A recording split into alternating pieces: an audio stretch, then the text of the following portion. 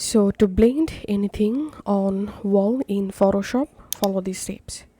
So first of all, I'm going to copy this image layer and pasting into this wall, pressing Ctrl T to enable free transfer, and I'm going to resizing the photo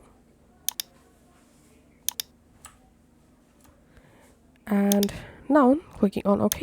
And now I'm selecting this layer and clicking on this icon and selecting this layer and pressing Ctrl X to cut this logo. And now I'm just clicking on filter, clicking on vanishing point, and here I'm just selecting a perspective view just like so.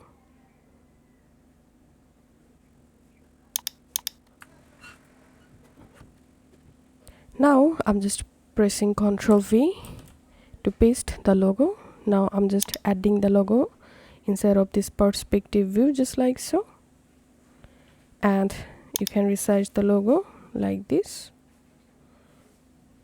Now clicking on OK, and now I'm right clicking on this logo layer, clicking on blending options, and using this underlying layer I'm going to adjusting this logo.